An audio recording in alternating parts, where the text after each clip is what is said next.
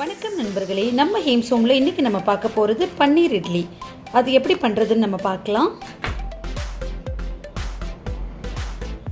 கடாய் சூடானதும் 1 table spoon எண்ணெய் விட்டுக்கிறேன். எண்ணெய் சூடாயிடுச்சு. பெரிய வெங்காயத்தை இப்படி குட்டி குட்டியாக சாப் பண்ணி வச்சுருக்கேன், அதை சேர்த்துக்கிறேன். ஹாஃப் தக்காளியை இந்த மாதிரி குட்டி குட்டியாக சாப் பண்ணியிருக்கேன், அதையும் சேர்த்துக்கிறலாம். ஒரு பச்சை மிளகாவை இந்த மாதிரி குட்டி குட்டியாக நறுக்கி வச்சுருக்கேன், அதையும் சேர்த்துக்கிறேன். ஹாஃப் கேப்சிகம் இந்த மாதிரி குட்டி குட்டியாக சாப் பண்ணி வச்சுருக்கேன், அதையும் ஆட் பண்ணிக்கலாம். கேப்சிகம் ஆப்ஷனல் தான், ஒரு எக்ஸ்ட்ரா டேஸ்ட்டுக்காக இதை ஆட் பண்ணியிருக்கேன். ஒரு 50 கிராம் பன்னீர் குட்டி குட்டியாக நறுக்கி வச்சுருக்கேன், அதையும் சேர்த்துக்கிறோம். இதோட 1 டீஸ்பூன் பெப்பர் தூள் சேர்த்துக்கிறேன், 1 டீஸ்பூன் மிளகாய் தூள், 1/4 டீஸ்பூன் மஞ்சள் தூள், கொஞ்சமாக கருவேப்பிலையை க்ரஷ் பண்ணி போட்டிருக்கேன். இதுக்கு தேவையான அளவு சால்ட் சேர்த்துக்கிறேன், ஒரு 1/2 டீஸ்பூன். இது எல்லாமே சேர்த்துட்டு நல்லா மிக்ஸ் பண்ணி விட்டுருங்க.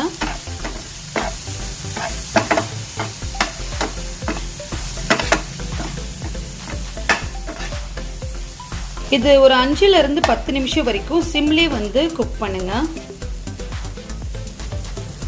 ஒரு 10 நிமிஷத்துக்கு அப்புறம் இந்த மாதிரி நம்மளுக்கு ரெடி ஆயிடுச்சு. இப்போ நம்மளோட பன்னீர் ஸ்டஃபிங் ரெடி ஆயிடுச்சு.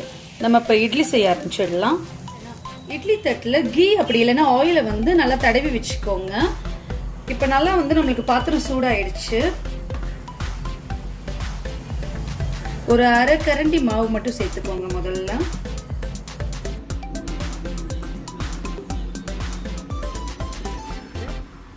இதுல நம்ம ரெடி பண்ணி வச்சிருக்கிற பன்னீர் ஸ்டஃபிங் சேர்த்துக்க போறோம்.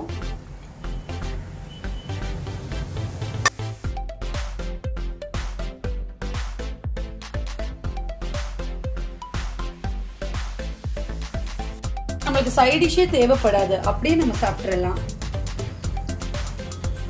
இப்போ மீதி 1/2 கரண்டி மாவை அது மேல அப்படியே அப்ளை பண்ணிக்கோங்க.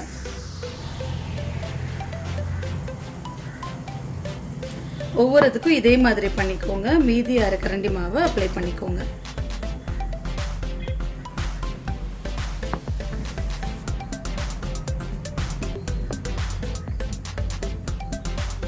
இது ஒரு 10 to 15 நிமிஷம் நம்ம வேக வச்சு எடுக்கலாம்.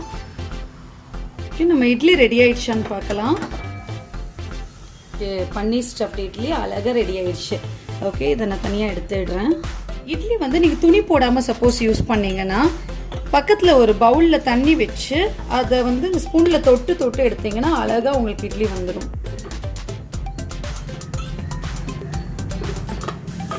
என்னோட ரெசிபி உங்களுக்கு பிடிச்சது லைக், ஷேர், கமெண்ட் பண்ணுங்கள்.